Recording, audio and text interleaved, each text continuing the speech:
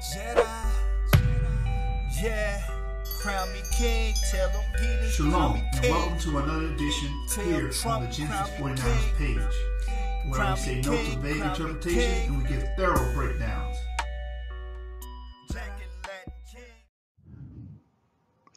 Genesis49ERS, we back. Never moving backwards. Here to put Israel on the atlas. Y'all know the slogan. We say no to vague interpretations and give thorough breakdowns. Today's topic is going to be a goodie, like always. We're going to deal with Sephardic ancestry. And real quick before we get into the lesson, let me give you some background information about this.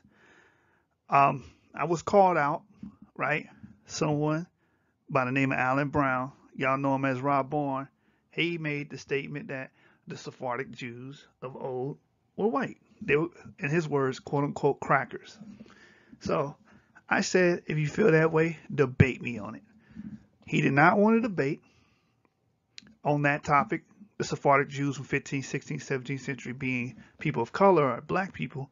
So then he wanted to hone in on the New York or the New Amsterdam Jews, which is only 23 people in the beginning. So I accepted that debate. Then a day later, he ran. He doesn't want to debate anymore because we had a discussion, a preliminary, if you will, and I guess he saw that the information that I had was overwhelming. So our brother Rob Bourne took the coward route and ran. So I gathered all my information, and I'm going to bless the channel with it, and Lord's will, we can also get this on Maccabeestv. So we're going to deal with Sephardic ancestry, and you're going to witness why this brother backed out of this debate, because the evidence is overwhelming. It's undeniable. Sephardic ancestry, the history of Judeo-African Creoles, and I'm going to explain why I use that terminology. So let's deal with the context. Judeo denotes Sephardic Jewry. Within this presentation, that's going to be the main focal point, the early Sephardic Jews. African, I'm using that as a term to denote phenotype because everyone is familiar colloquially with African, Africoid, and Negroid, right? You understand what that means, what that represents as far as imagery. And then Creoles, these Jews spoke a mixture of languages. Some spoke a mixture of African languages, Portuguese, and, Spanish. So that's why we use Judeo-African Creoles to explain these Sephardic Jews, especially the ones that were in the Caribbean and the Americas during the colonial period. Moving on. So let's deal with the black historicity. In medieval literature, a theory prevailed in which the Jews were part of the black race, or were at least dark-skinned. And that's from History in Black by Yaakov Shavit, page 182. So if anyone says, oh no, they've always been considered quote-unquote white skin or pale skinned people, then you will have to direct them to sources like this, History in the Black by Yaakov Shavit, where it literally states, in medieval literature, a theory prevailed in which the Jews were part of the black race or were at least dark-skinned. So that right there debunks anyone pushing this pro-white, hyphenated white Jewish race. That in order to be a Jew, you have to be white. That has been eliminated and taken out of the equation. Following slide. And it's also important because during the medieval literature, a lot of the medieval literature is pointing towards the Sephardic Jews. So now let's deal with African phenotypes, right? The general look of the Jews was considered to be like that of the black. The contours convex, the eyes long and fine, the outer angles running towards the temples, the brow and nose apt to form a single convex line. The whole physiognomy, when swarthy, as it often is, has an African look. So basically they're saying the craniofacial features of these Jews match the African, especially when they're swarthy or dark skinned, right? That's why we use the word African to denote the phenotype, because again, colloquially, we all understand what that look is. And the source is Black Jews and African in Americas by Tudor Parfit, page 15. And Tudor Parfit, by the way, is a PhD holder. And this book was presented to Harvard. You understand? So this book has weight. His research has weight. The Israelites were becoming educated and enlightened and were able to provide evidence and substantiate our claims. So, we're going to touch on Germany later, and maybe I'll save this for another topic. During the Nazi propaganda, they would bring up the fact that the ancient Jews or the Middle Age Jews were black, and then you had these Ashkenazis claiming they're white. And this is what was said about the Jews. It says the Jew was described as small, black, and hairy all over. And the source is Difference in Pathology by Sandra L. Gilman, page 32. And she was, and the author was going over this period of time when the propaganda against these Jews was coming out, because the Nazis was really mocking the Ashkenazis. You're perpetrating and trying to take on an identity that's belonged to these quote unquote small, black, and hairy people.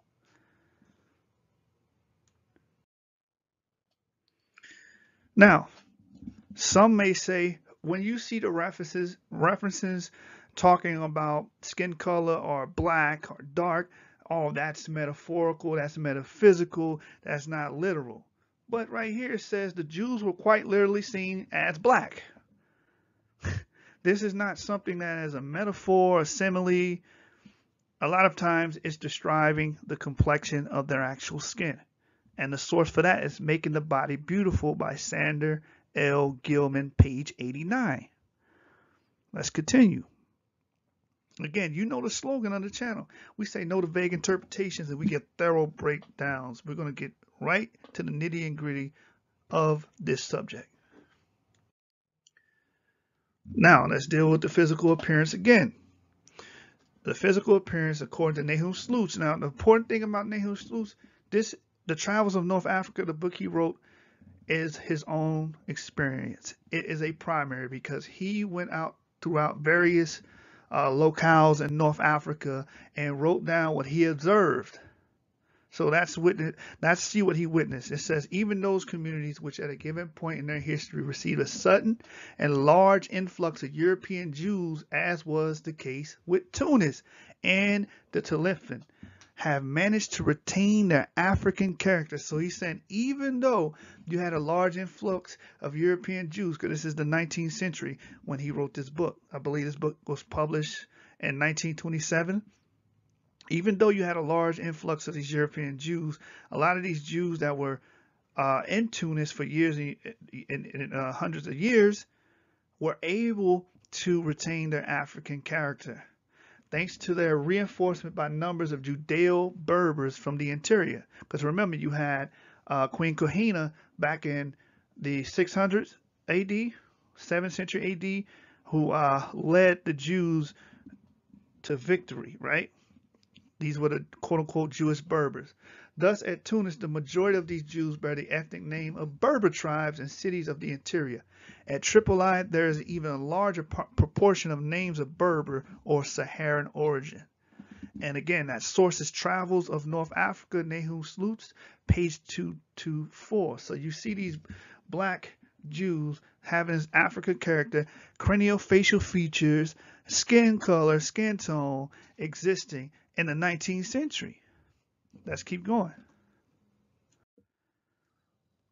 Now, on Nahum's account, he exemplifies it even further. On page 135, he says, after my arrival there were already more than a dozen of my co-religionists, because Nahum Sloots is an Ashkenazi Jew, right? So when he means co-religionists, other Jews he found in Tigrinya, right? It says the co-religionists returned from the market.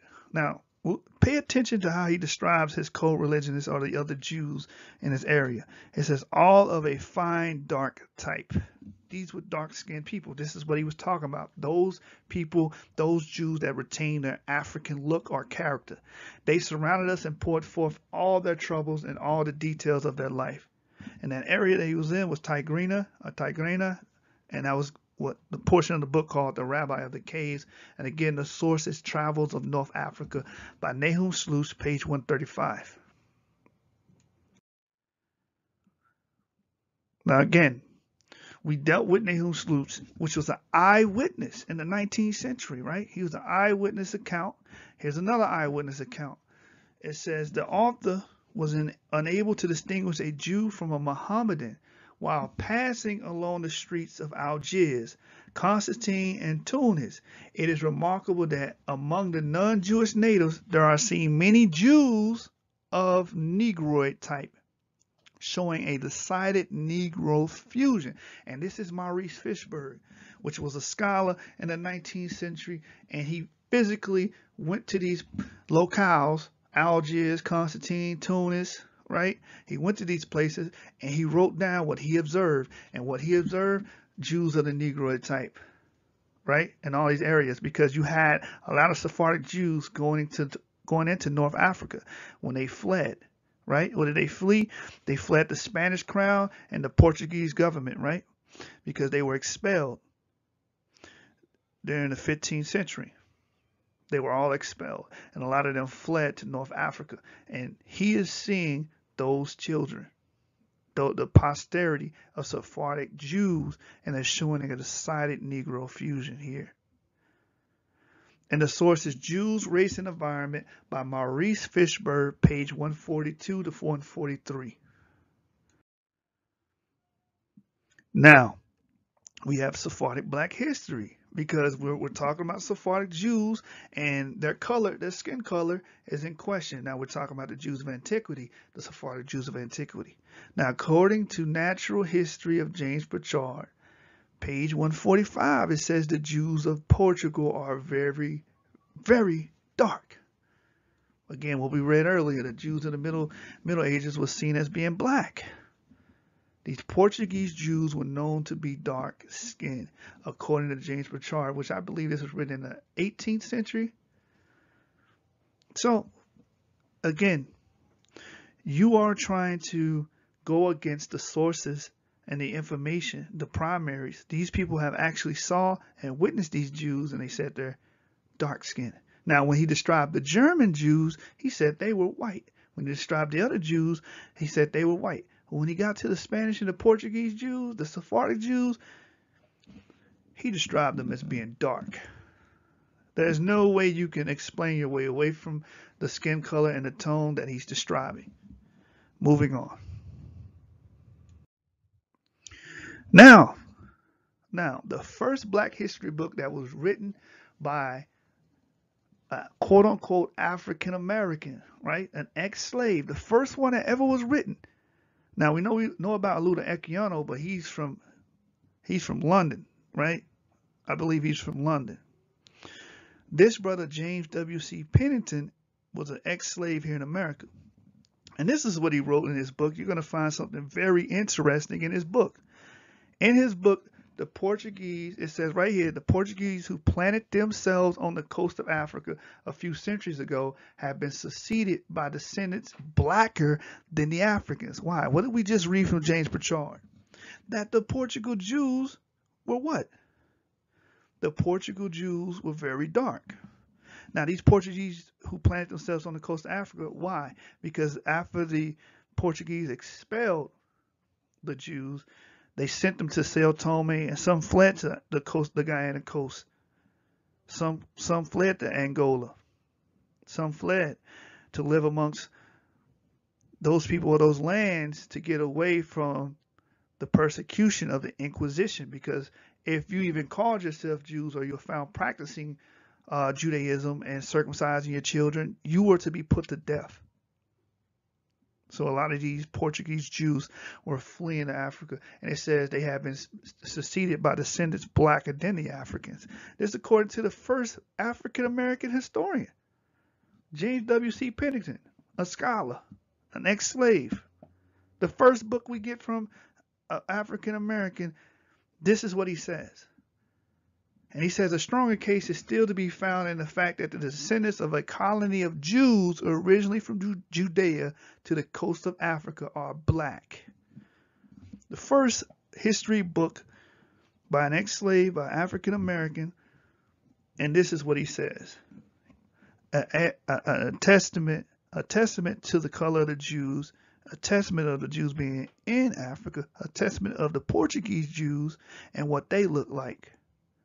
And the source is History of the Colored People by James W.C. Pennington, page 96.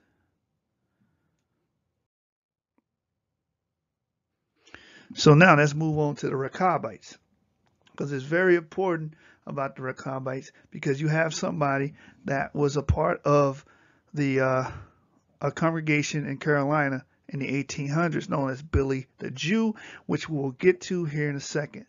So the Rechabite says, and it is not, this source says, and it is not at all surprising to encounter in every part of the desert traces and even survival of primitive Judaism, which at one time played an important role in the whole region of the Sahara, from Senegal to the very borders of Somaliland, and which even in our day has been a help in the French occupation. The oral traditions which are everywhere found concerning the early Jewish history of this country are beginning to find confirmation in Arab writings and even in inscriptions of Jewish origin. We are beginning to learn how great of a migration in the time of Muhammad, or even before, in the famous year of the elephant. Many Jews were forced into Arabia. We are told of the Yehud Kabar, or the Rechab, a tribe of shepherds and agriculturalists and intrepid horsemen who at one time camped on the shores of the Red Sea, who finally crossed the Sudan and penetrated to the farthest points of the Sahara. To them, the Moorish natives, as well as the Arabs and Negroes, attribute the founding of the first empires, the erection of the first public buildings in the country, the construction of the first canals and irrigation systems, and the institution of a social and economic regime which still survives in all Saharan communities. Now that's Travels on North Africa by Nahum Sluch, page 344. So again, an eyewitness who came out there amongst the locals, he gathered this information about the Rechabites and how they penetrated into West Africa, and how the locals basically gave testimony that these people are the ones who brought all of these edifices and structures and infrastructure, irrigation, and so on and so forth, the institutions, the regimes. They accredit these people for it. Now, the Rechabites are very important. We're talking about this, speaking of Sephardic Jewry, because we have an example of one of these Rechabites, or someone purported to be a Rechabite, here in America. Now, let's deal with Billy, the Rechabite, a Rechabite Jew. The admission of Billy Simmons to the congregation was ostensibly in violation of this rule against accepting proselytes without proper credentials, and particularly if they were people of color. For some reason, this colorist regime known as the Ashkenazis, right, in Carolina, allowed this black man to join, even though it's against their rule, Rule 23. And we're going to discuss that in detail later on. It says, but Uncle Billy claimed Jewish ancestry as a descendant of the biblical Rechabites, a family who, in following God's commandment to live aesthetically, shall not be cut off, but stand before me forever. That's Jeremiah 35 and the 19th verse. Commanded not to build houses, but to dwell in tents all your days. Verse 7, no permanent Rechabite place of settlement was ever recorded. Uncle Billy related how his father frequently told of their descent from the tribe of Rechabites that had settled in Africa, which corroborates with Nahum's account, what we just read about the Rechabites penetrating West Africa and deep into the Sahara. And the source of that is Billy Simmons, the Black Jew of Charleston, Ralph Melnick, page 6. And this shows that, and this gives proof and credence to Billy Simmons, because there's no way in hell that they would allow him into the congregation if they did not see any credence to his statements and to the historicity of his claims. Because again, the Ashkenazi German people that started to take over all of the synagogues in the Americas, they became colorists, right? They even had a Rule 23, where the colored people could not join. But Billy Simmons was an outlier because he had the proof and evidence that he was a Maccabeite. Moving on. So when we compare and contrast the skin color, right? We have brought out several sources that point and describe and explicate the skin color of these ancient Sephardic Jews. So here it says, Sefer Yosef Hai Makanai, which boasts that we Jews are from a clean and white seed. Therefore, check this out. See what he says. It says, therefore our faces are black, but you are from the red seed administration. Therefore your visages are pale and red. This is a 13th century Sephardic perspective. And Sefer Yosef, meaning Judge Joseph, right? He's saying we Jews, our faces are black, but you guys are red and white. You guys are pale and red, but our face is black. And this is from the Black Jews in African America by Tudor Parfit, page 16. And this is a 13th century Sephardic perspective we're reading. So we can deduce from this source that at least in the 13th century, the Jews saw themselves as being black, being dark-skinned, which corroborates with what I brought out earlier, that the Jews were always, they were seen as literally being black, and especially during the medieval times. And then we saw and read about the Portuguese Jews. James Bouchard said they were very dark. I could literally end the presentation here, but this wouldn't be Genesis49ERS if I did. Again, we say no to vague interpretations and give thorough breakdowns. Subscribe to the channel if you haven't yet. Click the notification bell so you can be updated when new content is being uploaded to the channel. Moving on. Now let's deal with Negro Jewry, right? Negro Jewry. Now, before I get into that, someone by the name of Garfield made a challenge a couple of years ago. And his challenge was, show me one slave that got off the slave ship claiming to be a Jew. Now, we already brought forth Billy the Jew. He was a slave. He claimed to be a Jew, a Maccabeite. That should have won the bet. But, you know, Negroes in today's society, they tend to not keep their word. But here's another source that basically backs up what the Billy the Jew claim, because a slave, these are talking about slaves that knew they were Jews or purported to be Jews, right? All right, so let's get into it. It says Blair Niles in her recent delightful little volume, Black Haiti, speaking of the slaves from Africa, positively asserts some were said to be descendants of Jews. Some were said to be descendants of Jews. Again, some were said to be descendants of Jews mixed with Negroes. Why does it say mixed with Negroes? Because she's explaining the skin tone and color and characteristics of them, because they're Negroid, but they're Jews. It says these were tall, well-built men whose features had a Caucasian cast. Like you will have the Fulani, some of the Yoruba, the East Africans, they have Caucasian cast, but they're dark-skinned. It says, and whose language was clearly Semitic in character. Dr. Price Mars, whom she quotes as an authority, also claims a distant Semitic infiltration of the antecedents of some of the San Domingo slaves. So there you go. Slaves that knew they were Jews, purported to be Jews, and purported as Jews. And the source for that is Hebrewisms of West Africa by Joseph Williams, page 14 to 15. That's where you'll find that. And we're going to discuss later about the Portuguese Jews and how they were the first, the Jews were the first ones being sent over here to the Caribbean. So we're dealing with San Domingo, we're dealing with Jamaica, and various islands. They were the first ones to be sold over here as slaves, and we're going to prove that. later on.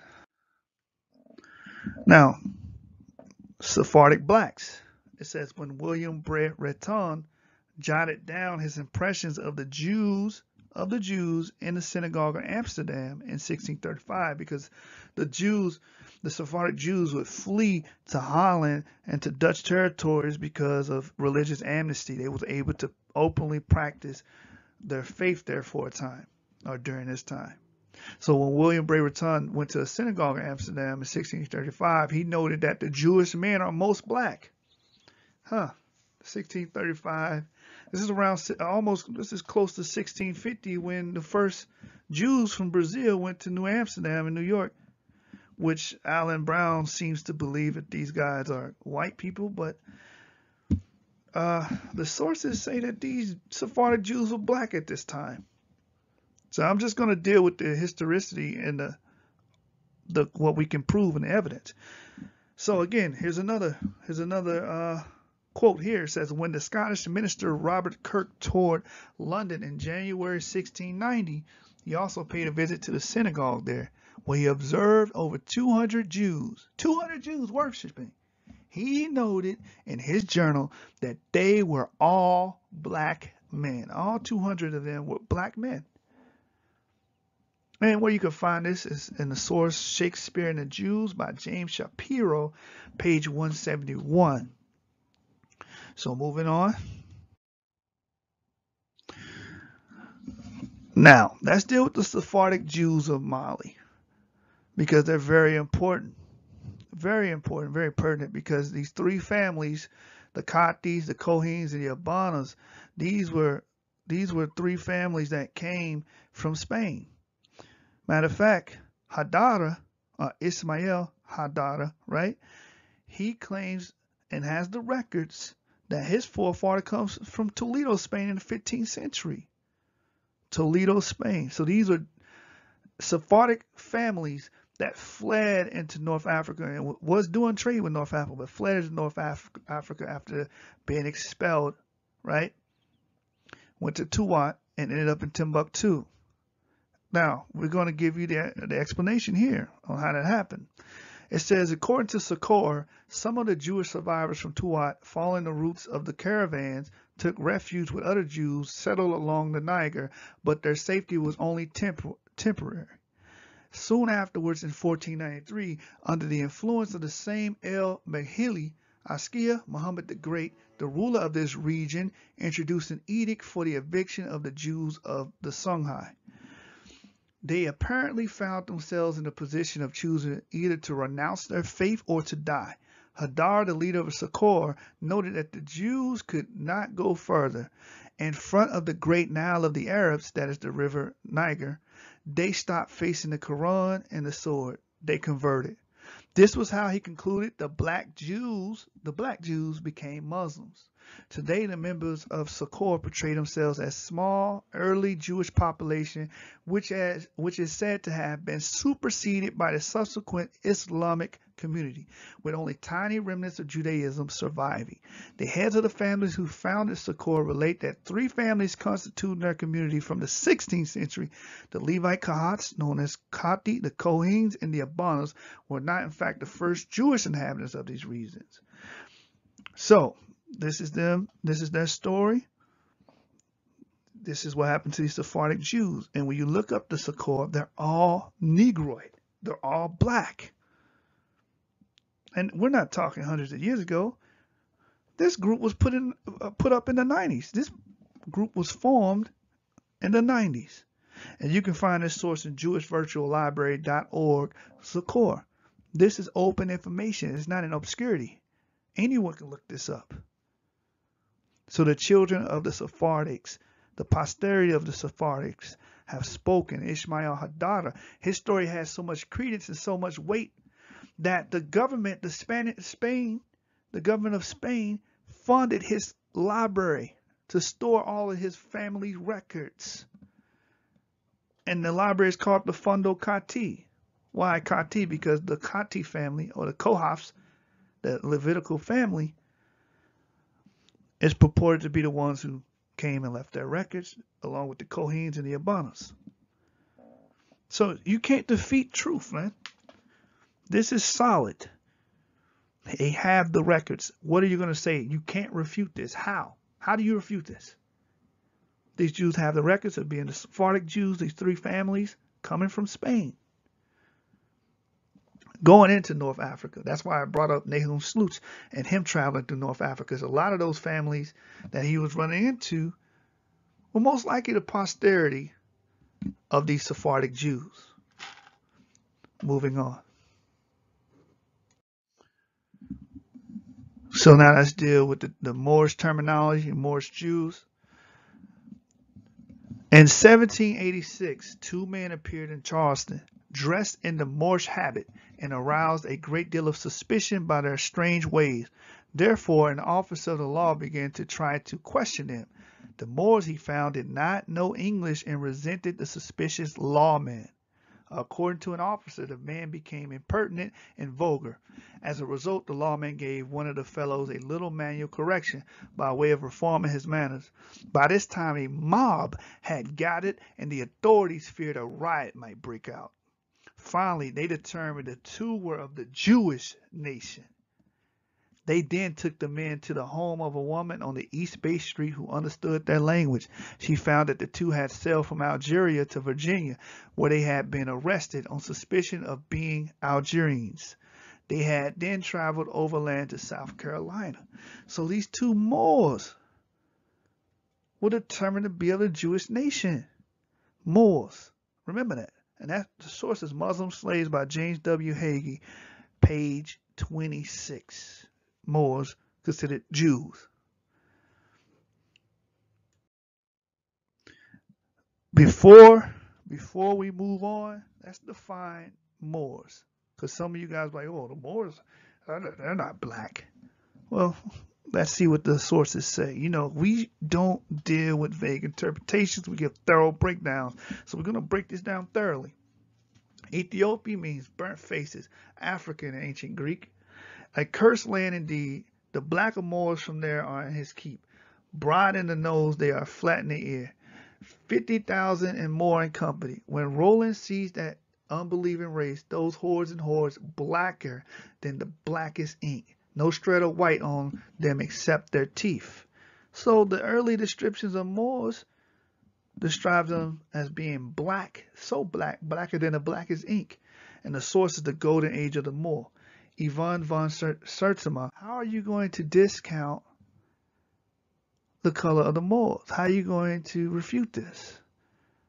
These two Jews were mistaken as Moors, and the Moors have been known to be called blacker Moors. Their face black as ink, their faces black like pitch, saying their faces, they look like cooking pans. So again, you had these Jews that were black. There's no way around it. No ifs, ands, or buts.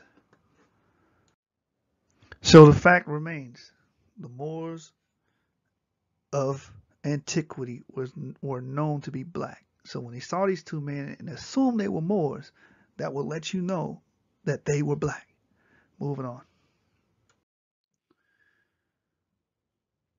Let's deal with the Saracen Jew. This Jew was also known as a Moor. It says, an English version appeared at York in 1649 under the title of the Blessed Jew of Morocco, or the Black Moor Made White. And explaining that title, this Jew was known to convert into Christianity. That's the part it says made white. So, but how is he going to identify as a black Moor if he doesn't look like a black Moor? It's common sense. Here it is. It says there exists also in a manuscript a Disputatio Abu Talib Saraceni 8 Samuel Hudai, which is Latin for the disputations of Abu Talib the Saracen and Samuel Judah. Now, a Saracen in history was the same as the Moors, and Saracen means sons of Sarah, which mean they're Israelites. They're Jews. And we all know the Saracens have always been depicted as being black, but again, this is Genesis 49, and we're going to explicate that and exemplify our points. It says, consisting of 7 epistles translated from Arabic into Latin by Alphonsus Bonehominis, and the source is the Jewish Encyclopedia. The article is Abbas Samuel Abu Nasir Ibn. So he was called a blackamoor and a Saraceni, a son of Sarah. That's deal with the Saracens. All right, here's the Saracen look. To the left, you can see an image where the Saracen Moors are taking a castle. I believe this is in France. The depiction of a battle in France. I could be wrong. And to the right, it says the image of the Saracens defined. The Abreviation de las Historias, a synchronological table of ancient rulers, 14th century. It paints the Saracen kings of Muslim states black. It paints the Saracen kings of Muslim states black. That's the color they always been depicted as. You see the artwork.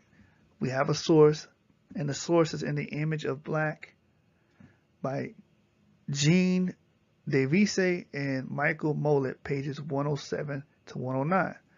So if that Jew, the blessed Jew of Morocco, was known as a black Moor, as a Saracen, we can deduce that he was black. It's a simple deduction. It's not hard. So let's continue. Now let's deal with the Moorish surname, because some of the famous Jews had the Moorish surname, or the surname Moor. Arabi Moor or Rabbi Moor. Official title for the chief rabbi of Portugal from the 13th century. Now some people say, oh, that word Moor, M-O-R, means something else, maybe prince. But it's transliterated as M-O-O-R, Moor, and we know what Moor means. It denotes black or dark skin, right? Or at least the Moorish people were reputed as having black skin. It says a letter sent from Alfonso III to the municipal council of Braganza shows that this office existed at least from 1278. Duties of the Arabi Moor included supervision of conduct of the rabbis and lay heads of the Jewish communities in Portugal. And we read earlier the Jews of Portugal are what? Very, very dark. And the source for this is jewishvirtuallibrary.org. Arabi Moor. He was called a Moor. We had the 2 Jews earlier known as Moors. And it was like, wait a minute, they are the Jewish nation. But they look like Moors. This is all a testament and a testimony to the dark-skinned Jews. So moving on.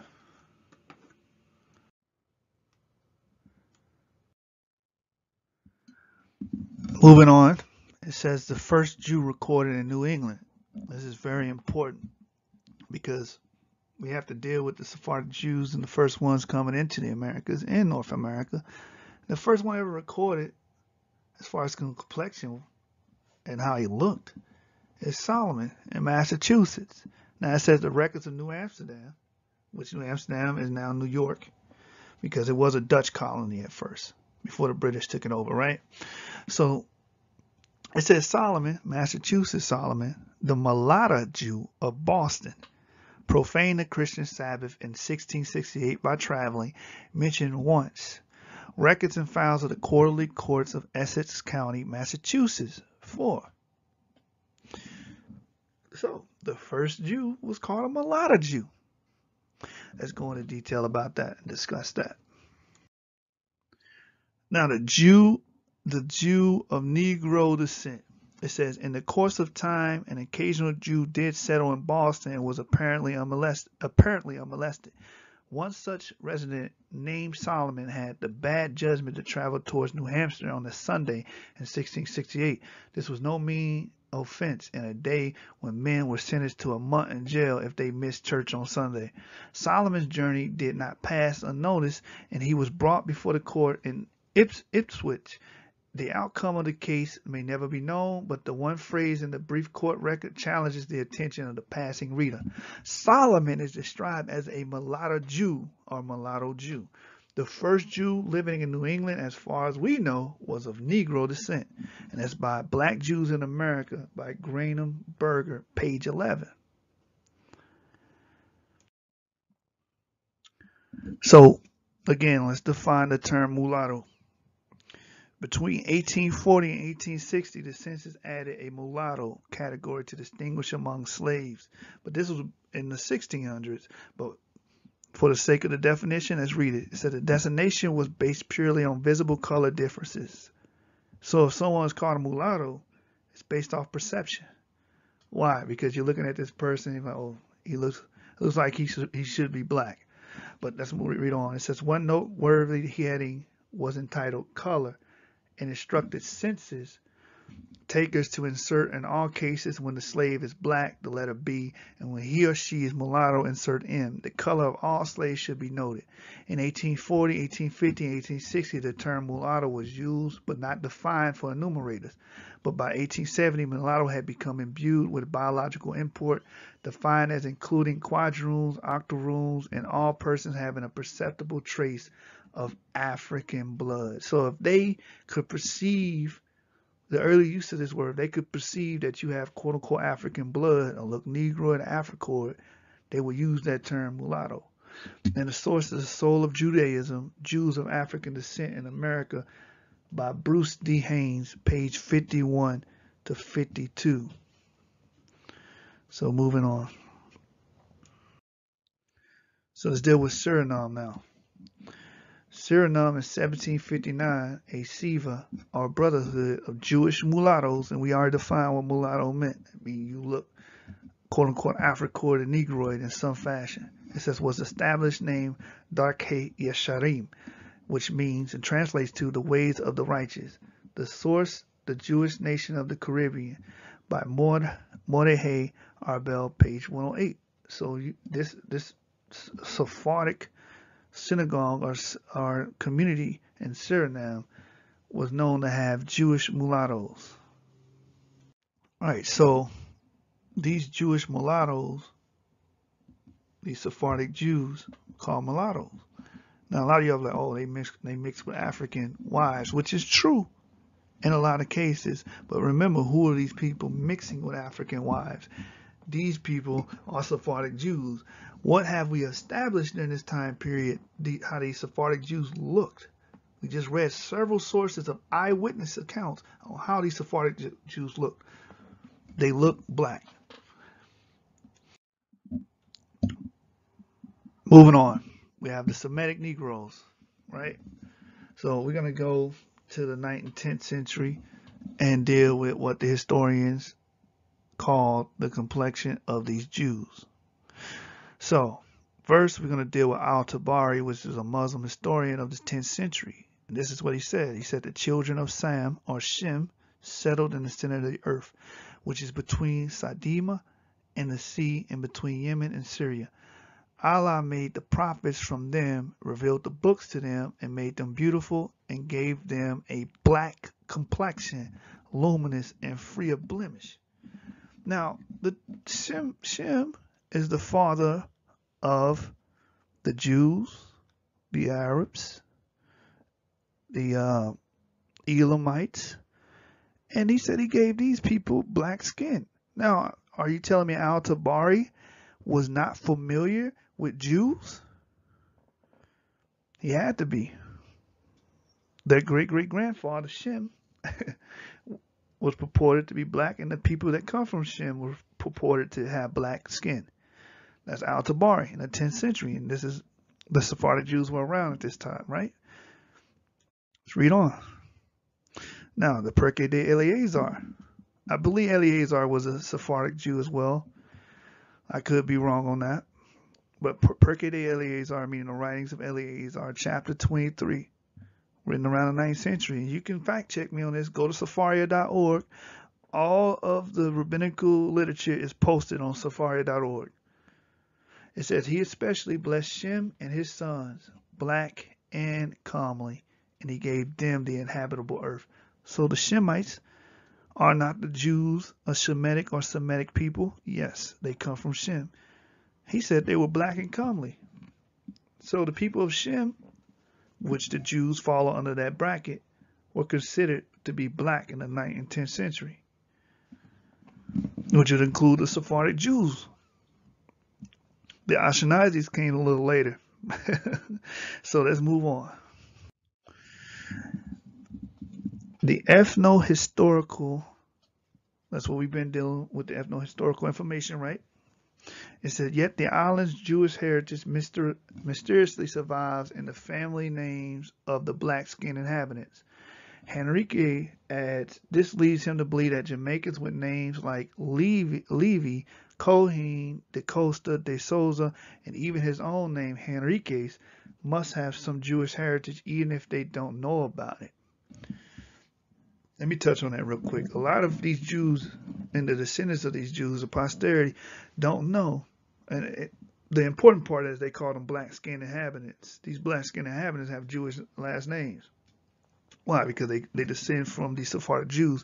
They don't know their history because the Sephardic Jewish race was being suppressed by the Spanish and Portuguese crown. It was illegal to claim that you was a Jew. It was illegal to practice Judaism. It was illegal to circumcise yourself, keep Passover openly, and the Spanish and Portuguese ruled locales. So a lot of them either converted or became segredos, secret Jews, and over time they got lost to history because they were trying to blend in with society.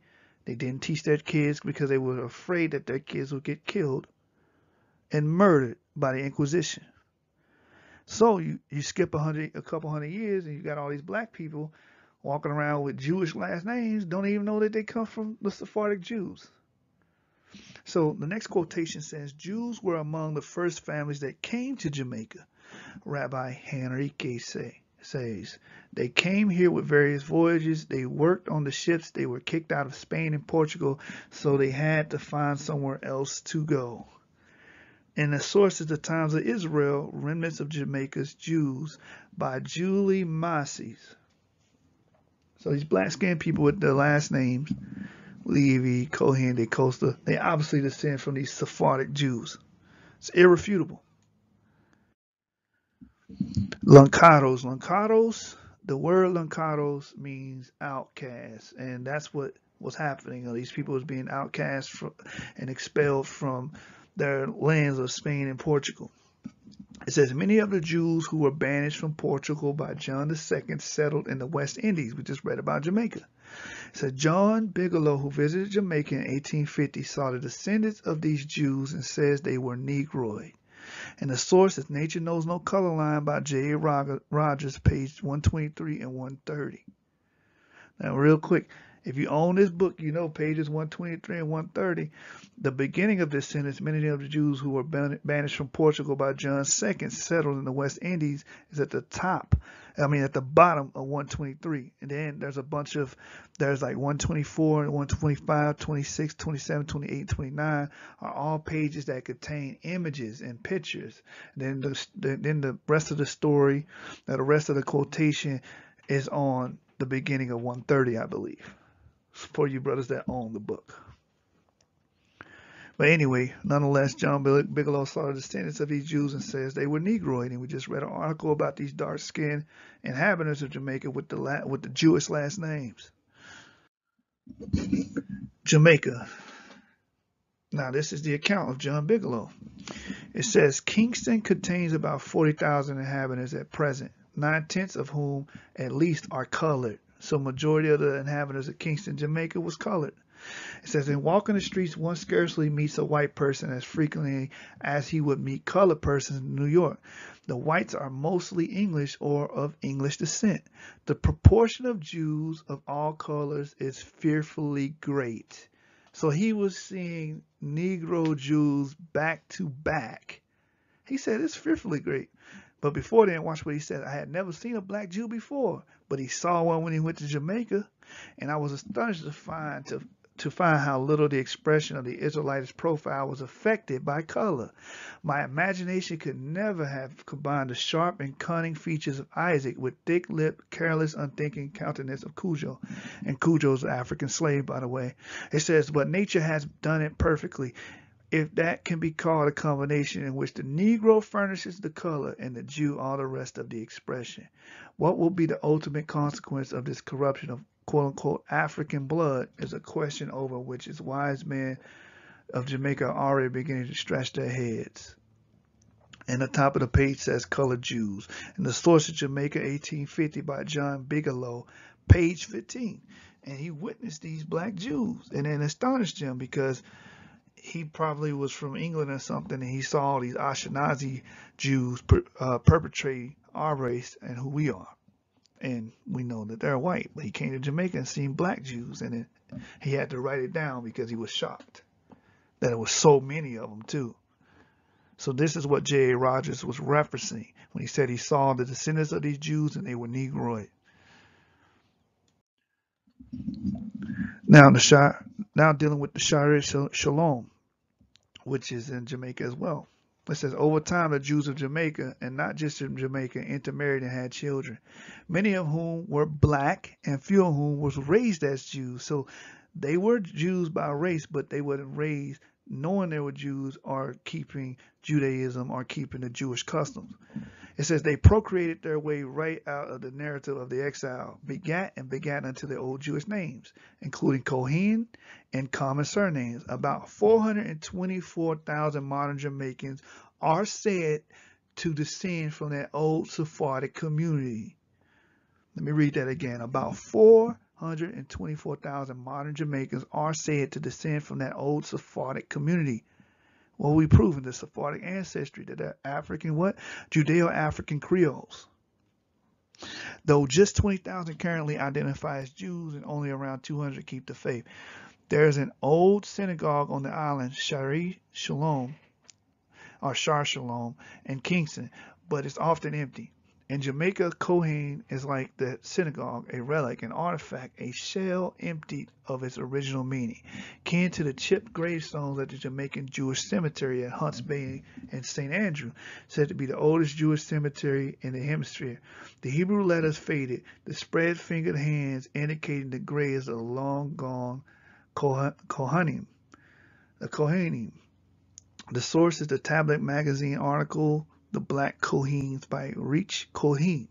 He's talking about these black Jews that they're black and they have Sephardic Jewry ancestry. So Afro-Jewish. It says Rabbi, and I'm going to probably butcher this name, Funei, described to me one Afro-Jewish community in Brazil. I've been in touch with a community in Brazil in Sao Paulo, where I'm told that there are nearly 200,000 Brazilians who the father is Jewish and the mother is African, of African descent, black Brazilian. So these Jews are descendants of Jews, the posterity of Jews are known as black Brazilians. And they say, oh, they have Jewish fathers and mothers, and their mother's African. But remember, you had a lot of Sephardic Jews going to Suriname, going to Brazil, and creating these children. And what did we read about the 1600s, 1500s, the appearance of these Jews? They were black. So they would have been black descendants either way. And the source of The Soul of Judaism, Jews of African Descent in America by Bruce D. Haynes, page 69. But let's say I lower my handicap and raise the handicap of those that scoff at the information, like Garfield, Rob Bourne, and those clowns, right? Even if they're not black, right? That's just throw a hypothetical out there. You do know, since their fathers are Jewish, that they're still Jews, right? Because according to the biblical pedigree, according to how pedigree was done in the biblical days, it was done patrilineally, meaning through your father. Whoever your father is, that's who you are. That's why Judah produces Judites. Issachar produces Issacharites. It goes through the male line. So even if you want to say, no, they came from white people, they're still Jews. But we know from this presentation, all the sources corroborate to let you know at the early time, the Sephardic Jews were known to be a very dark nation. Moving on. Now, let's go to the Bible to prove the patrilineal descent is determined by the father, right? Nehemiah 7 and verse 61 reads, and these were the ones who went up also from Tamelah to Tel Haresha, Cherub, Adon, and Emer, but they could not show their father's house nor their seed, whether they were of Israel, because to show your pedigree, it went through your father. That's how you knew you was an Israelite or not. The biblical pedigree is determined solely by the father. It's patrilineal, not matrilineal, patrilineal, determined by the father. So again, those black Brazilians that have that Jewish ancestry, they are in fact Israelites. They're in fact Jews because it descends from the father. And even now let's say you say, oh well, modern Jews, they don't. That's not how they get down. Well, for a minute they didn't, but there was a reformation of the Orthodox Jewry. On March 15, 1983, the Central Conference of American Rabbis, CCAR, the Reform Movement's body of rabbis passed a resolution prepared by a committee on patrilineal descent entitled The Status of Children of Mixed Marriages. The CCAR resolution stated that we face today an unprecedented situation due to the changed conditions in which decisions concerning the status of a child of a mixed marriage are to be made. Contrary to nearly 2,000 years of tradition, the resolution accepted the Jewish identity of children of Jewish fathers and non-Jewish mothers under certain circumstances. And that's from my Jewish Learning article, Who Was a Jew? Patrilineal Descent, by Dana Evan Kaplan. And it's important because during the Mishnaic period, that's when you got that Jews are determined by their mother. It's not even biblical. It's extra biblical. It's outside of the Bible. Let's move on. Examples of patrilineal descent. Now, this is how we know for a fact the ancient Jews of the biblical times determined if you were a Jew or an Israelite or not by the father. Rehoboam's father was King Solomon. We know he comes from the tribe of Judah. His mother was Naamah, which is an Ammonite, which is not an Israelite. If it was matrilineal, he would not be considered a Judite because he was the king of Judah. In order to be the king of Judah, you have to be a Judite because that's the law. You have to be of Israel. The scriptures say only make a king of one of your brothers. So he was in fact a Judite, even though his mother was an Ammonite. Again, that's an example of patrilineal descent. Gershom, his father was Moses, which was a Levite. His mother was Zipporah, which was a Midianite. We know that it goes by the father because Moses was a Levite and Gershom was a Levite because he was a part of the priest. And only Levites could be priests. Ephraim and Manasseh, their father was Joseph. Their mother was Asenath, the Egyptian. They're not considered Egyptians. They're considered of Joseph's seed. Another example of patrilineal descent. Paris, his father is Judah. His mother is Tamar, a Canaanite. Paris, is considered a child of Judah. He is Judah. He's a Judite. He's not a Canaanite. Another example of patrilineal descent. Obed, his father was Boaz. His mother was Ruth, which was Moabite. And we know Obed is of Judah because who descends from Obed? Eventually you get Christ because his genealogy goes back to Obed. And we know Christ was Judah. So it's a patrilineal descent. It's not matrilineal. So again, those black Brazilian Jews, if their fathers are in fact Jewish or Jews, then they themselves are Jews. There's no arguing it. It's not debatable. It's irrefutable. Now let's deal with Baruch Spinoza. As for his person, his size, there are still many people at Haguge, and I'm probably messing up, Ahog. It's really hard to pronounce for me. Excuse me. It says, who saw and knew him particularly.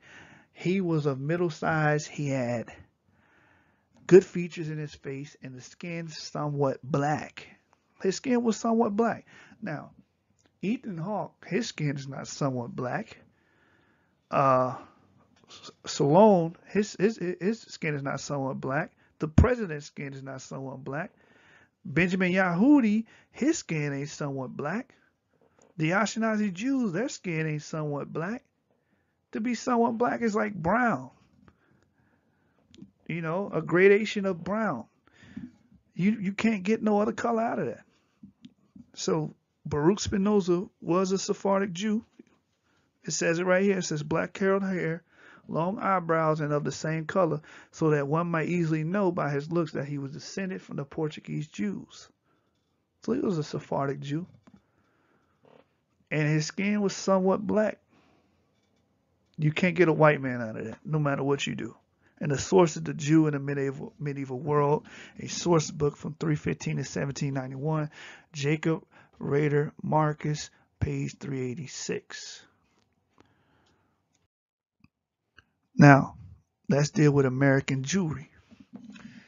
Because when I was going to debate this guy named Rob Bourne at Allen, he brought up, what if I want to deal with the New York and New Amsterdam Jews, which is only 23 people.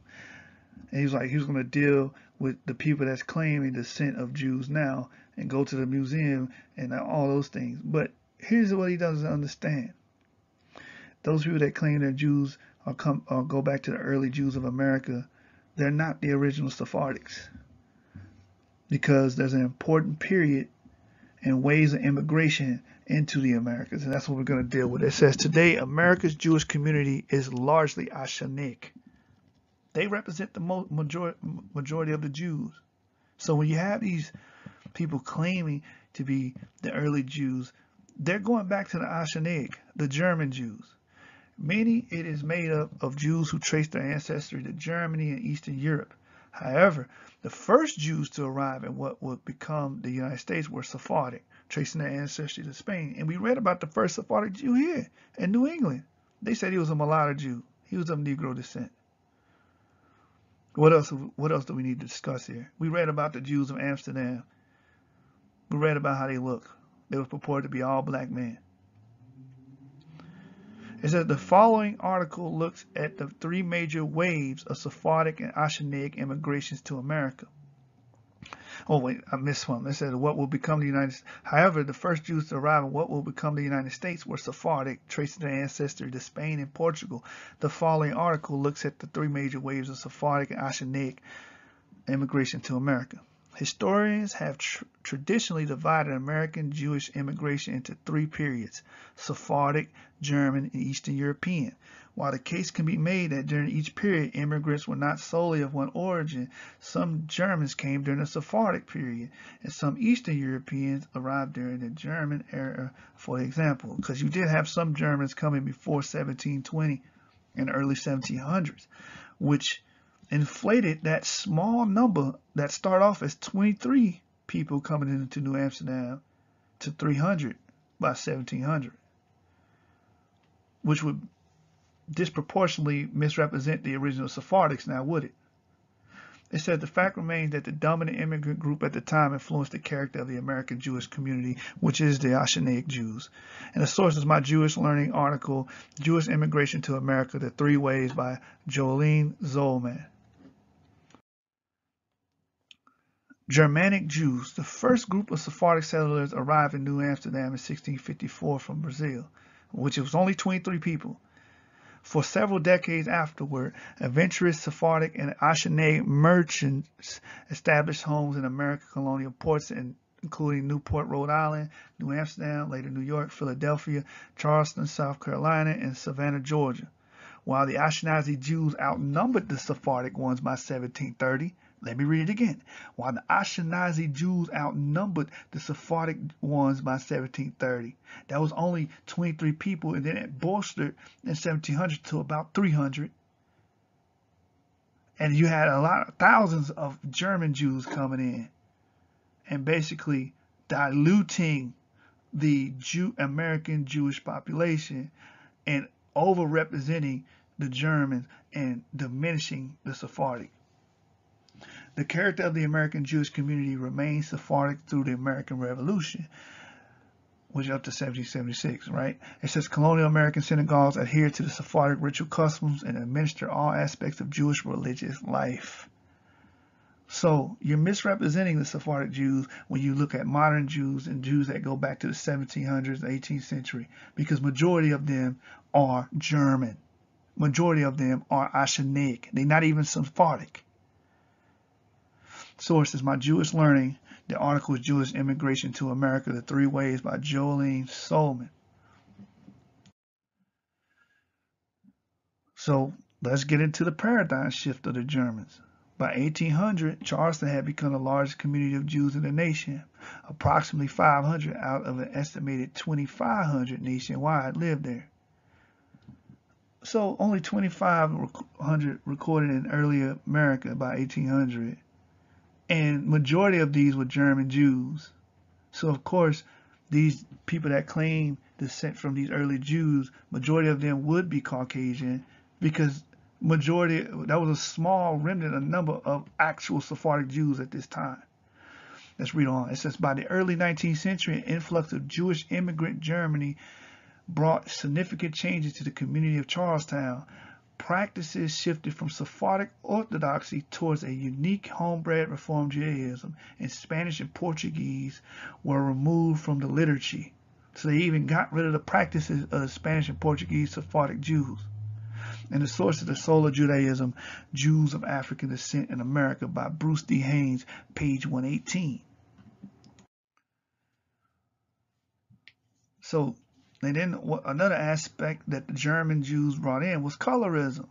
I'm not saying it didn't exist before, but they brought it to the forefront. Like in the 1600s, when you read about colorism, one can argue that was from the Ashanaic perspective, because a lot of Sephardics, they were dark-skinned. Either way, let's get into it. It says, in 1820, the threat of colored converts led the synagogue leadership to establish rule number 23, which you mentioned earlier when we was talking about Billy the Jew. It says a special provision stipulating that this congregation shall not encourage or interfere with making proselytes under any pretense whatsoever, nor shall any such be admitted under the jurisdiction of that congregation until he or she produce legal and satisfactory credentials from some other congregation where a regular chief rabbi or rabbi in Hebrew consistory is established, and provided he, she, or they are not people of color. Not people of color. This was brought in by these German Jews. It says, The Soul of Judaism, Jews of African Descent in America by Bruce D. Haynes, page 118, is the source. So, this period begins the hyphenated whiteness of Jews. This is when it really whiteness became associated with the Jewish race, with Jews, period, in America. This period here. And hyphenated means to put a hyphen, so you put white Jew, you know how you put Hispanic black, or Hispanic white, or white Hispanic? That's what hyphenated exemplifies. So right here it says roughly 2 million Eastern European Jews immigrated to the United States between 1870 and 1920. We just read the United States only had 2,500 in 1800. Then you get 2 million Eastern European Jews coming into the United States between 1870 and 1920. Their numbers are very bold. They're not as boasted. There's more Ashanaic Jews than there ever would be of Sephardics. So the Sephardic representation in the United States is very small. So most likely these people that are claiming to be of American Jews and early American Jews, they are bogus. They are the product of these Eastern European and Ashanaic German Jews. 2 million came in from 1870 to 1920 compared to the 23 that came in the 1650s. Come on now. That's why you don't see black representation, because of this hyphenated whiteness. It says a period in which modern racial classification was solidifying and a new master race, republicanism, was pushing non-white groups outside the margins of civil society. Look, we deal with the black and white. We deal with what's on the page, man. The source material. So the source is from The Soul of Judaism, Jews of African Descent in America by Bruce D. Haynes, pages 60 to 61.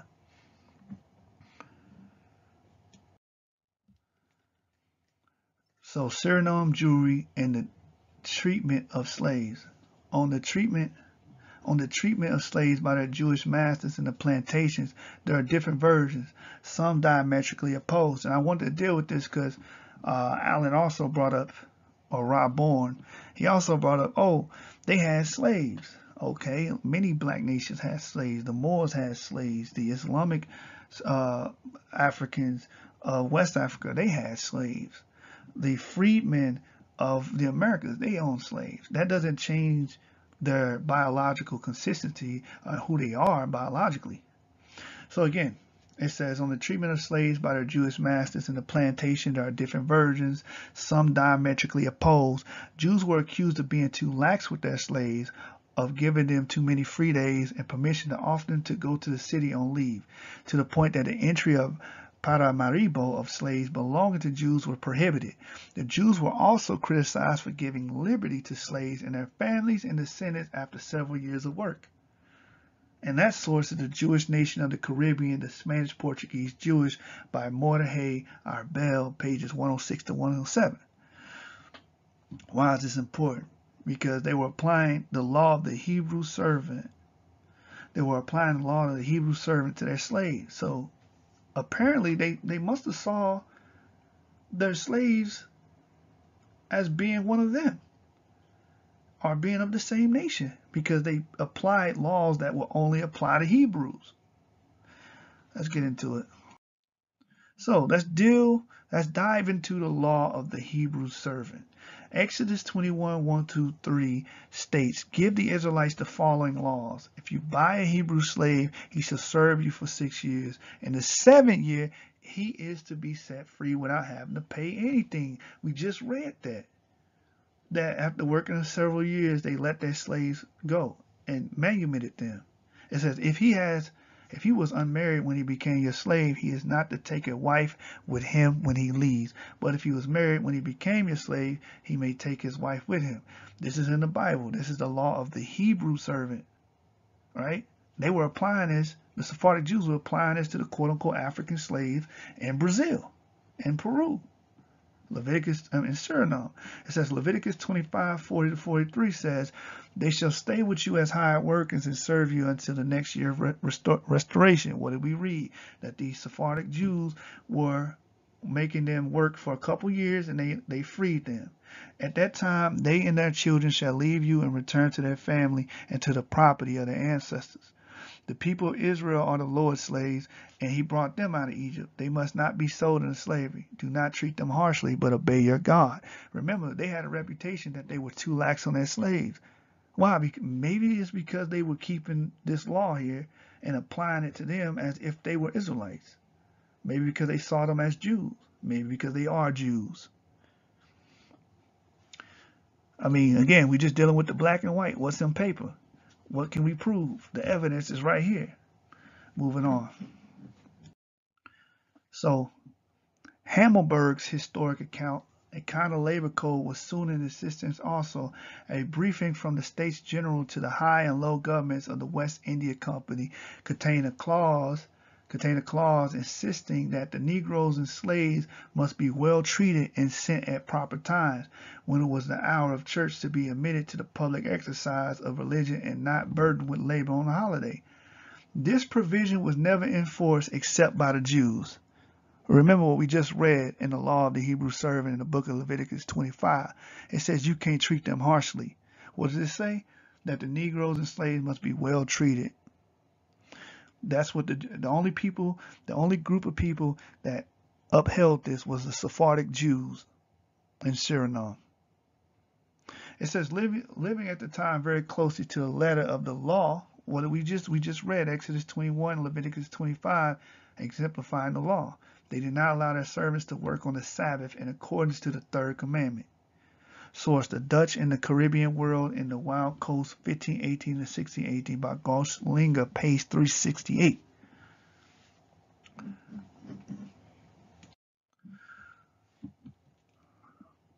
Now let's deal with the Jewish bush Negroes.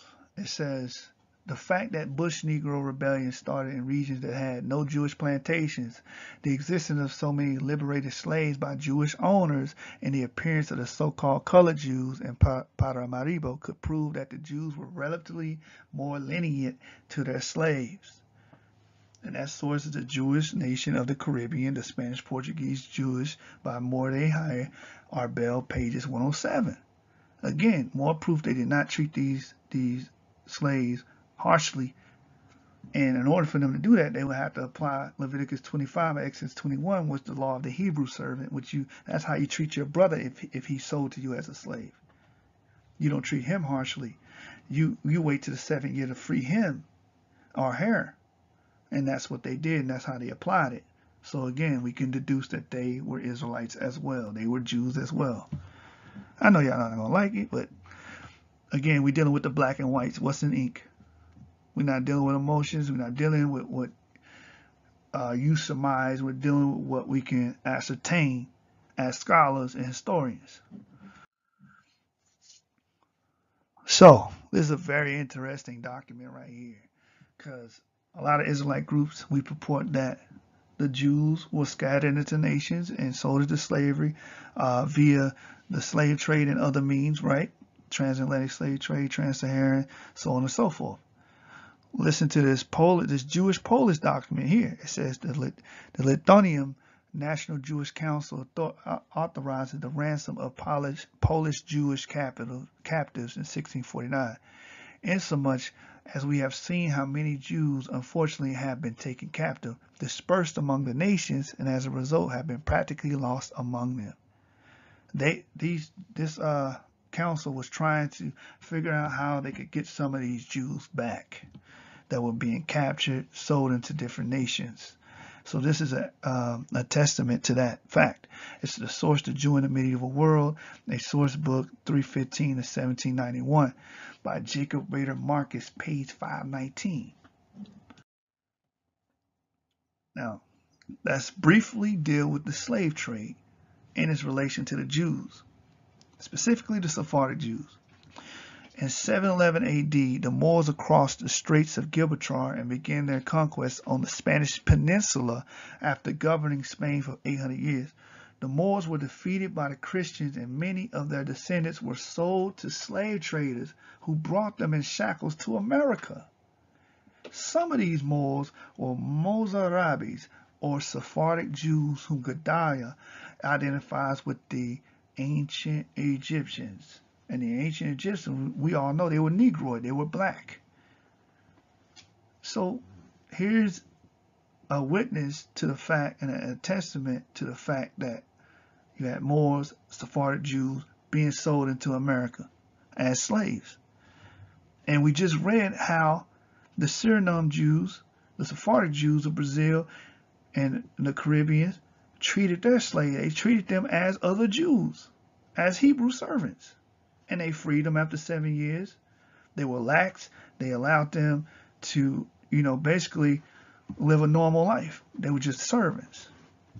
That's because the Bible, according to Exodus 21 and Leviticus 25, tells you how to treat a Jew or Israelite servant. And the source for this right here is Delaware's Forgotten Folk, the story of the Moor and the Nanticokees, the University of Pennsylvania, 1943, by C.A. Westlager.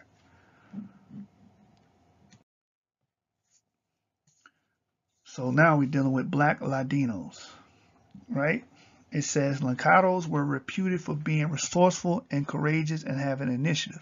The term also connotes the mixed race traders living in the trading communities in the island or on the coast where they conducted trade.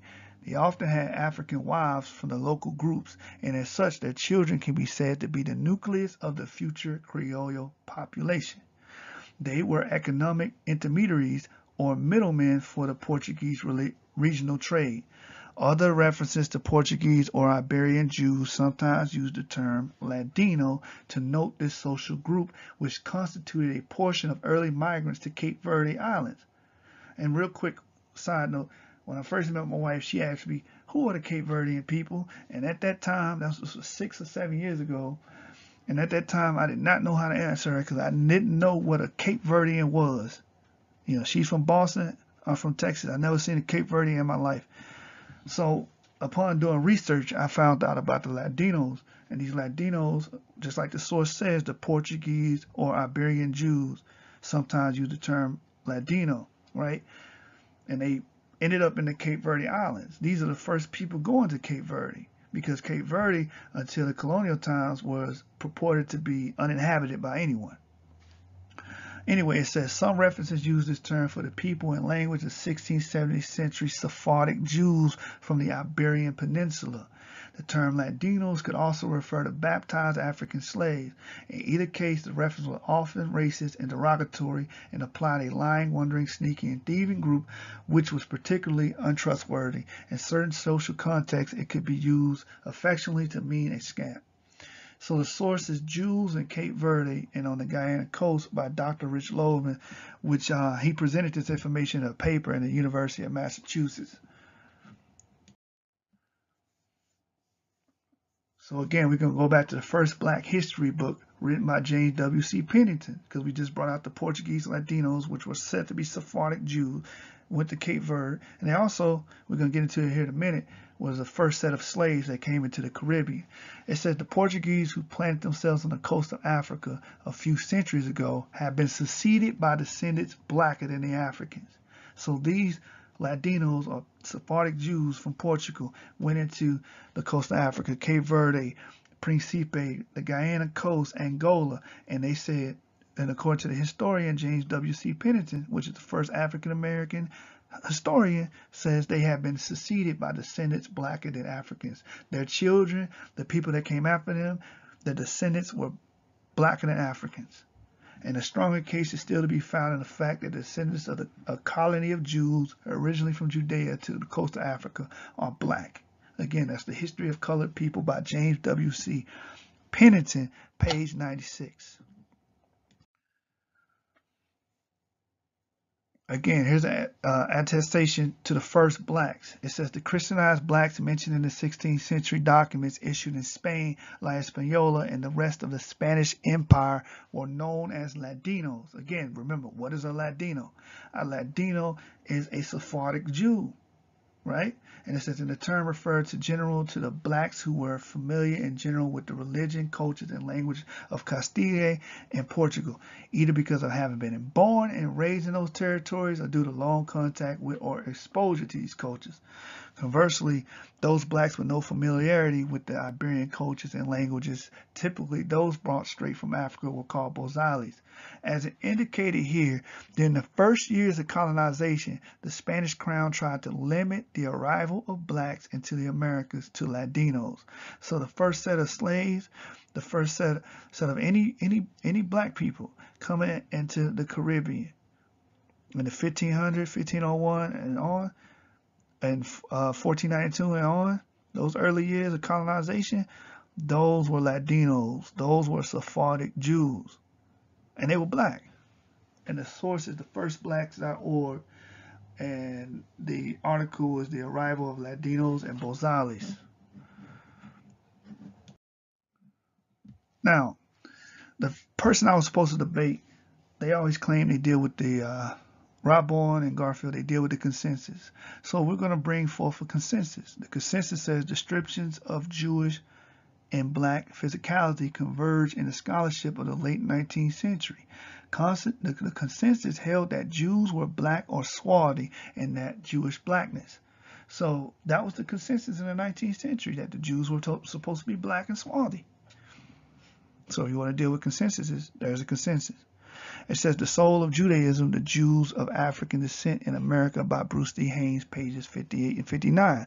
And we covered when this consensus changed is when you had the hyphenated whiteness, when you had a bunch of 2 million European Jews between the years 1870 and 1920 infiltrate all the synagogues and come into the Americas. So Jewish DNA right here. Again, we dealing with black and white. Y'all know our slogan. Our slogan is, we say no to vague interpretations and give thorough breakdowns. We have thoroughly broken this down. And here's the Jewish DNA. Because brothers say, oh, what's your DNA? If you're saying you're a Jew, where's your DNA? Here you go right here. It says the Stewart donors score matched those of the Caldwell donors in the second wave of immigration. So we now move to the discussion of those Jews or crypto-Jews who joined their co-religionists in Scotland after 1300. What we term the Caldwell-Stewart haplotype is the most frequent male haplotype on record. It is widely distributed throughout Europe and America. It occurs in most ethnic populations, including African American and Hispanic. So African Americans and Hispanics, they have this DNA in them that match them, which links them to the Sephardic Jews. And what's the source? So don't tell me about DNA, because we can go the DNA route. We can do African gene flow. We can do that as well. We can attack you on all corners and all fronts. So right here it says the source, when Scotland was Jewish, Elizabeth Caldwell Hirschman, page 33. And it's a testament to the DNA of the Sephardic Jews matching with the African American and Hispanic groups. Now let's deal with the dark surnames. We count, and it's 50% the dark color surnames such as black, brown, and gray, as these were commonly used in the North to refer to skin, hair, and complexion of the peoples of the Mediterranean and South. Brown has a further meaning, a reference to rabbit knocking among the descendants of the Jewish community at Speyer. So a lot of these surnames, right, of these Jewish families, these Scottish Jewish families, denoted their skin color, black, brown, gray. These were dark-skinned people. And again, that source is When Scotland Was Jewish by Elizabeth Caldwell Hirschman, page 245. Now let's deal with Preto y Negro. The Jews also brought in much Negro strain. Some of the noblest of Sephardic families. Now we deal with Sephardic Jews. Remember, the topic is Sephardic ancestry, the Judeo-African Creoles, right? It says the Sephardic families, aristocrats of Jewry, were Negroes. They were Negroes. It says Isaac da Costa mentions the sons and grandsons of Don Yakia ben Yaish, who were royal treasurers, court physicians, astrologers, and royal favorites at the court of Castile and Portugal, one of whom was Don David Negro, who with another illustrious Israelite, Don Judah, in the following year followed Dona Leonora, widow of Don Fernando, whose favorites they had been in Castile.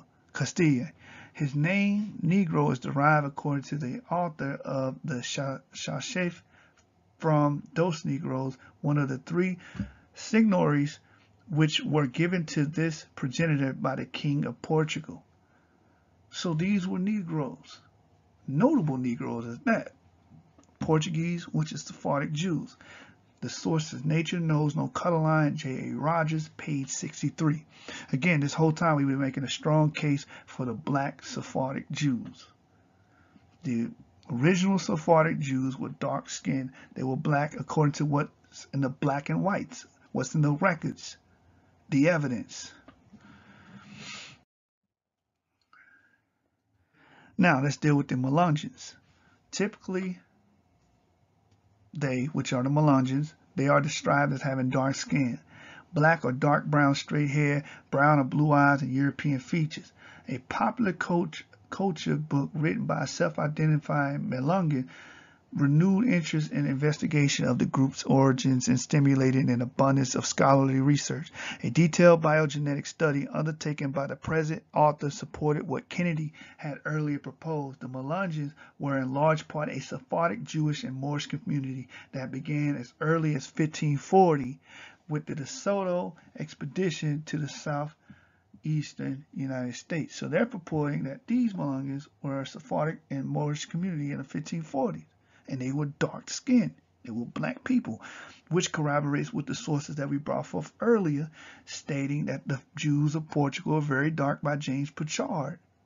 Now, it says the composition of this community was augmented over the intervening centuries by incoming Sephardic Jews and Moors who found refuge in such away stations as the Low Countries, Germany, France, Italy, Greece, and England, after fleeing the Iberian Peninsula due to religious persecution, which was brought forth by the Inquisition. Again, if you were caught claiming to be a Jew, following the customs, Judaism, circumcision, and all those things, they would put you to death. It was punishable by death. And the source, When Scotland Was Jewish, Elizabeth Caldwell Hirschman, page 6. Let's deal with the Judeo-Berber now. It's another Sephardic Jew example. It says, probably from Wizgan or Weizgan, derived from Ait Weizgan, a Moroccan Berber town meaning black. The Irish Indian trader Eleazar Wiesingen, which means black, was a self-declared Jew on the Carolina frontier, active from about 1700. This was a black Jew. And the source Jews and Muslims in British Colonial America by Elizabeth Herxman and Donald Yates, page 255. So we've been giving you example after example, simplifying everything and explicating everything that corroborates and shows a pure image of these black Sephardic Jews. So again, let's deal with the black Scotsmen. The Scottish royal stewards were equally dark and Semitic in appearance. Of Charles II dusky appearance, his mother, Queen Henrietta Maria, had been half mortified, writing after her confinement that the child was so dark she was ashamed of him. He was quickly dubbed a black boy. Enemies made out that he was a black bastard begotten by a black Scotsman, and that's when Scotland was Jewish. Elizabeth Caldwell Herxman, page 8. And I'm bringing up black Scotsmen because we're going to deal with the black Irish and the black Dutch and how they tie with the Jews.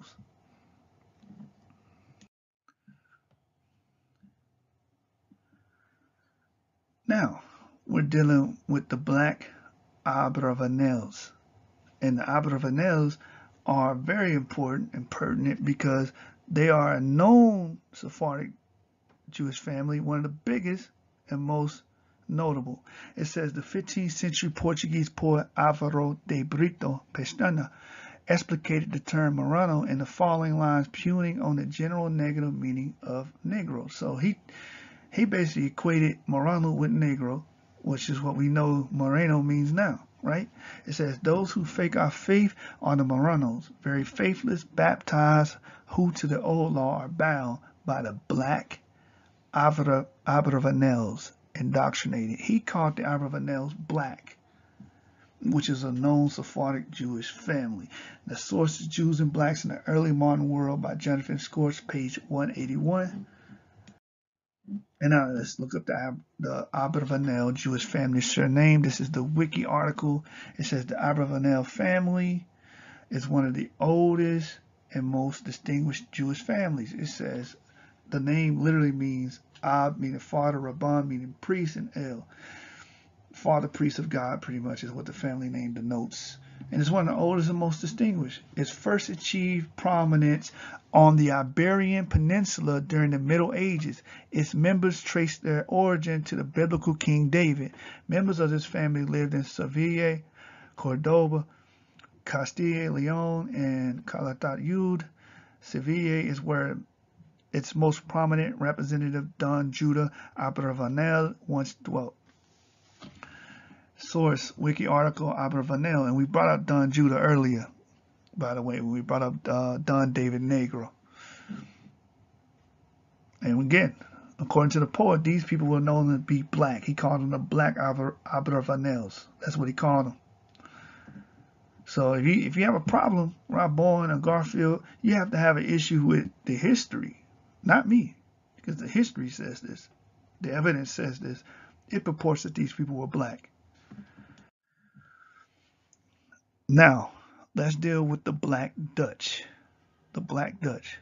Right here, let's define it. It says some say the black Dutch refers to Sephardic Jews who married Dutch Protestants to escape the Inquisition. Many of the descendants later moved into America, the black referring to dark hair and complexions. So when you see a mention or hear about the black Dutch, that's why I wanted to bring out the black Irish and the black Scots, because you see this Dutch, these black Dutches being tied to Sephardic Jews. It says source, this and that genealogy tips by Shirley Elro Hornbeck, page 5 is where I got that from. Now, the Sephardi black Dutch. Belongings are sometimes also referred to as black Dutch. On the beginnings of the use of the term in the U.S. history to refer to Hollanders, which is Holland on Dutch territory, of dark appearance. These are black people. So when you talk about the Sephardics being called black Dutch, it's because they were dark-skinned people. And that goes back to 1540, according to when Scotland was Jewish. It said the same people were often called Portuguese in colonial Virginia and Carolina records. A connection between the two lies in the Sephardic Jewish merchants who settled in the Dutch Republic following its independence from Spain, who called themselves ambiguously the Hebrews of the Portuguese nation. And it says they're dark, they're black because they're being called the Black Dutch. We read what James Perch says. The Jews of Portugal are what? Very dark. And the sources when Scotland was Jewish by Elizabeth Caldwell Herxman, page 233. So, I mean, I could really rest my case here. The Sephardic Jews of antiquity were black. The early colonial Sephardic Jews were black, according to the sources provided, right? So, to conclude, the Sephardic Jews of old were reputed as being black. I have proved that without a shadow of doubt, emphatically proved it, right? The Sephardic Jews were sold as slaves and expelled from Spain and Portugal. Their descendants were purported to be black. They had various communities in the New World, i.e. the Americas, which were originally black until a large influx of white German and Eastern Jews immigrated into America. Now, Jews left Brazil and went to New Amsterdam, which is New York. The early Sephardic Jews of the 15th, 16th, 17th century were in fact black. And we just read about the Black Dutch, the Malungans, being reported as being Sephardic Jews and being called black, i.e. the Black Dutch. So, again, like I prefaced this presentation that these are the slides that I had to debate someone named Alan Robborn, and he ducked. Now, I have presented all the information on the topic. Now he's going to probably watch this and say, oh, now I'm going to refute you. Or, no, it's too late. The debate's off the table. This is my presentation. I'm just bringing it forth on Genesis49ERS so that people can learn and grow and not be ignorant to their past and their ancestry. Because we're not just talking about an alien ancestry. This is our ancestry. You people, especially you Pan-Africans, you people that be pro-African, oh, we're all about black, black, black, black. Well, when we bring up the Jews and the Moors, now it's a problem. Now you're not pro-black anymore. But these people were, in fact, black. And we prove that with empirical data. We prove it with DNA, ethno-historical documents, history, historicity, the synagogues, eyewitnesses, Nahum Sloots, over and over again. Throughout this whole presentation, we have brought nothing but facts back to back. And y'all know the slogan, we say no to vague interpretations and give thorough breakdowns. So I appreciate the brothers and sisters that watched this video. I pray that you had your pen and pad out, taking notes, writing these sources down, because you will be challenged. And you're not going to be able to just give them my video and say, go to the 15-minute marker. You got to be able to explain this stuff yourself. That's why you have to mold yourself in this knowledge and this wisdom and understand it. Not just watch the video, you know. I would like you to be tentative during these videos and taking notes and committing this to memory so you can teach and, you know, pass this information on as well. That's the whole purpose of my channel. My purpose of my channel is to cultivate knowledge and understanding, and so we can have a criteria and make this normative amongst Israelites and amongst brothers and sisters so they will not be ignorant to their past and their ancestry. So subscribe to the channel if you haven't subscribed. Genesis49ERS on YouTube. Also, click the notification bell so you can be notified when any new content is being uploaded to the channel. I want you to also drop a like on the video and also comment on the video below what you think about the Sephardic ancestry and the content that I shared today. I know it's a very long video. We're about at 1 hour and 40 minutes now, but bear with me. I needed to take this time out to actually, you know, flush out all the information and give you all the information I could on this topic. That way you can be thoroughly educated about the Sephardi ancestry, the Judeo-African Creoles. With that, I'm going to conclude the lesson. I say shalom. Genesis49ERS signing off.